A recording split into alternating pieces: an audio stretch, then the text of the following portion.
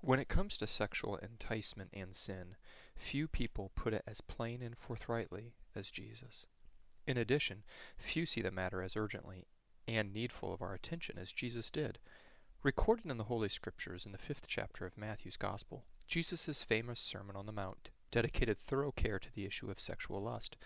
He prescribes a reaction to sexual lust that is both startling and sobering.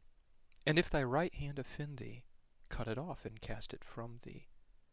Jesus suggests radical amputation of those vehicles we use to sin. Thus, if our right hand causes us to sin, we should cut it off. Now, lest we physically cut off our hands and pluck out our eyes in desperation, we need to identify what in our lives should be amputated. To help in this identification, consider what triggers you to sin and through what venues you indulge in sexual sin. Is it social media, internet, books, or magazines?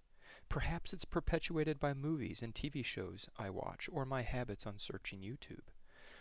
What are the means through which I fall into sin? And can they be cut off?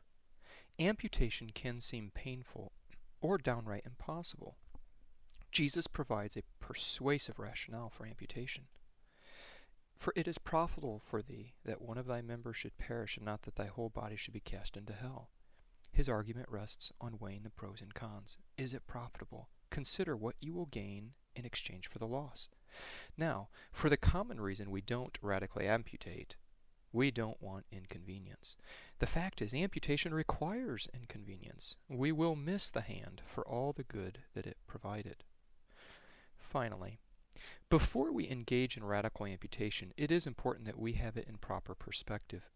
We must realize behavior adjustment is not all we desire. Reformation of the heart is our goal.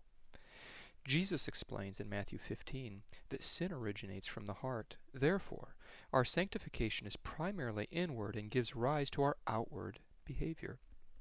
Thus, we understand radical amputation to be the first measure in reforming our behavior, but must be accompanied with inward heart change.